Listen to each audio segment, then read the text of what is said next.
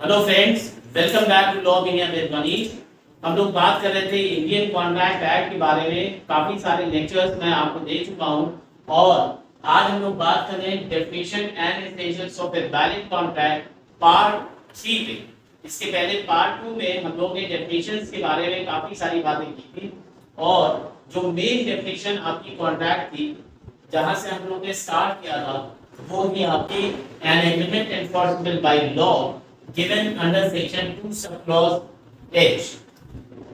एक और definition भी section 10 की, all agreements are contract if they are made by the free consent of the parties competent to contract for a lawful consideration and with a lawful object and are not hereby expressly declared to be void। ये main definition थी जिसके बारे में हम लोग बात कर रहे थे और उसका सबसे पहला पार्ट जो कि एग्रीमेंट्स एंड कॉन्ट्रैक्ट क्या होता है वो हम आपको समझा चुके हैं पहले भी। और थर्ड पार्ट जो कि बहुत इंपॉर्टेंट है वो हम लोग बात कर रहे थे फ्री कंसेंट के बारे में। तो consent is said not to be free when it is caused by coercion, undue influence, fraud, misrepresentation and mistake. तो इसके दो पार्ट, जो पार्ट 1 और पार्ट 2 में मैं डिस्कस कर चुका हूं, कॉशन सिखा चुका हूं क्या होता है, अनड्यू इन्फ्लुएंस क्या होता है वो भी बता चुके हैं। आज के पार्ट में जो बहुत इंपॉर्टेंट है वो है miss representation. It is given under section 18 of Indian contract act 1872। तो ये एग्जैक्टली ये डेफिनेशन नहीं है, डेफिनेशन तो कुछ और है, वो बहुत टफ है। मैंने आपको इसका एक्सप्लेनेशन दिया है जो कि बहुत इजी लैंग्वेज में है ताकि आपको समझ में आ सके। तो वो क्या है कि misrepresentation refers to a misstatement of fact. ये बहुत इंपॉर्टेंट वर्ड है। And made by one party to the other which being a term of contract induces the other party to enter the contract. And misrepresentation में be innocent और wilful. ये बहुत important part है, या तो innocent हो सकता है या विलफुल हो सकता है। अगर वो इनोसेंट है तो जनरली वो मिस रिप्रेजेंटेशन होता है। विलफुली अगर आप किसी को miss statement of fact they रहे हैं तो वो फ्रॉड की डेफिनेशन में आता है, जो हम लोग नेक्स्ट टर्म पे बात करेंगे। When A wrong representation is made intentionally और deliberately with the intention to deceive the other party, it is termed as fraud।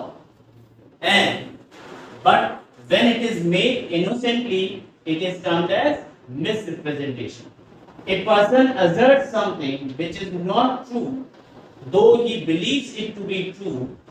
His assertion amounts to misrepresentation, and any contract, the consent to which is induced by misrepresentation is voidable, that is valid until avoided। तो voidable का मतलब क्या होता है? आगे के lectures में हम लोग टाइप्स ऑफ कॉन्ट्रैक्ट की बात करेंगे तो सारे आपको टाइप्स बताएंगे। तो voidable भी उनमें से एक है। voidable का मतलब है when the aggrieved party can accept it or reject it। तो मिसरिप्रेजेंटेशन के केस में क्या होता है? ये voidable मतलब कि ये उसके ऊपर डिपेंड करता है कि वो उसको एक्सेप्ट करते हैं या रिजेक्ट करते हैं। तो यहाँ पे टाइप्स ऑफ मिसरिप्रेजेंटेशन के बारे में बात करेंगे। वो 3 होते हैं। एक होता है फ्रॉडुलेंट, जहाँ पे आपकी इंटेंशन मैलाफाइड है। एक है नेग्लिजेंट, आपको खुद नहीं पता था कि इसमें कोई प्रॉब्लम है, जो टर्म्स एंड कंडीशंस हम बता रहे हैं, जो सब्जेक्ट मैटर के बारे में बात कर रहे हैं। और तीसरा है इनोसेंट मिसरिप्रेजेंटेशन, वो जो कि आपको खुद भी नहीं पता। तो यहाँ पे 3 है। एक एग्जाम्पल के साथ आपको बताना चाहेंगे। यहाँ पे मैंने एक एग्जाम्पल लिख के रखा हुआ। Ram while selling his car to Shyam informed him that the car runs 18 kilometers per liter, means 18 की mileage they. And Ram himself also believes this, मतलब वो खुद भी इसको मानता था कि हाँ 18 की एवरेज या 18 का माइलेज देते हैं। Later on, Shyam finds that this car runs only 12 kilometer per liter of petrol, and this is a case of misrepresentation by Ram। तो एक्चुअली हुआ क्या कि उन्होंने क्लेम किया, उन्होंने ये बताया कि 18 की माइलेज देती है, और जब श्याम ने वाकई में उस कार को चला के देखा तो पता चला कि वो 12 किलोमीटर पर लीटर की एवरेज ही सिर्फ देती है, तो ये माना जाएगा this is a case of misrepresentation by law. अब आप मेरे को कमेंट बॉक्स में लिख के ये बताइएगा कि ये जो एग्जांपल मैंने बताया ये किस टाइप ऑफ मिसरिप्रेजेंटेशन में आए, ये फ्रॉडुलेंट है, नेग्लिजेंट है या इनोसेंट मिसरिप्रेजेंटेशन।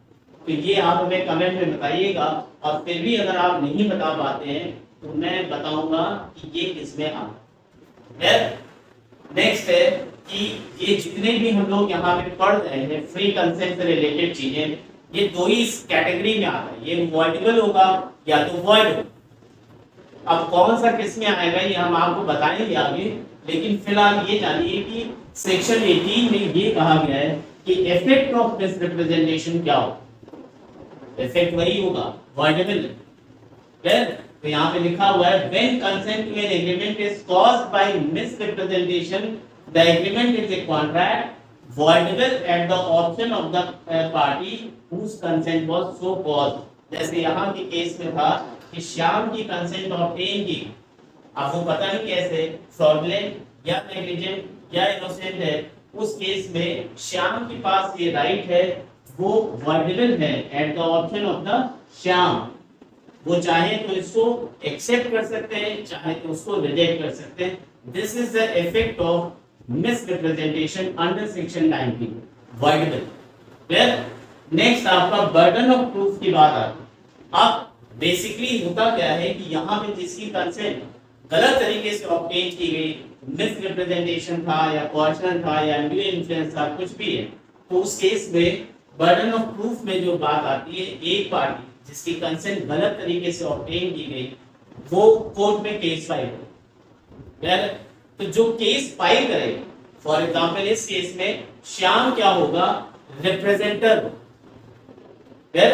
रिप्रेजेंटेटिव होगा, ठीक। तो यहाँ पे देखिए जो लिखा हुआ है, तो वो लिखा है to avoid a contract on the ground of misrepresentation the representee needs only to explain that the misrepresentation was made and that it was capable of inducing the contract। ये तो वो कहेगा जो केस फाइल कर रहा है, clear. तो वो कौन हो गया, रिप्रेजेंटेटिव हो गया, और उसका काम सिर्फ ये क्लेम करना है कि हमारा जो कॉन्ट्रैक्ट हमारे से किया गया वो जो है गलत तरीके से कंसेंट ऑब्टेन की गई, वहां पे मिसरिप्रेजेंटेशन था, वो किसी भी एक कैटेगरी में आ सकता है। अब बात आती है जो डिफेंड कर रहा है रिप्रेजेंटर, वो क्या कहेगा, the burden then passes to the representer to prove that the representative would have entered into the contract anyway even if the misrepresentation had not been made. अगर ये मिसरिप्रेजेंटेशन नहीं होता तो भी वो जो है क्या कहते हैं, कॉन्ट्रैक्ट में एंटर करते, ये बात उसको प्रूव करनी पड़ेगी, क्लियर। तो ये पूरा का पूरा फ्री कंसेंट के केस में हमने आपको मिसरिप्रेजेंटेशन के बारे में बताया। तो कॉशन हो गया हम लोग का पार्ट में, मिसरिप्रेजेंटेशन हो गया, अनड्यू इन्फ्लुएंस हो गया। दोस्तों नेक्स्ट टाइम पे हम लोग बात करेंगे फ्रॉड के बारे में। आशा करता हूँ आपको समझ में आया होगा। Thank you, keep learning, keep watching log in या मनीष।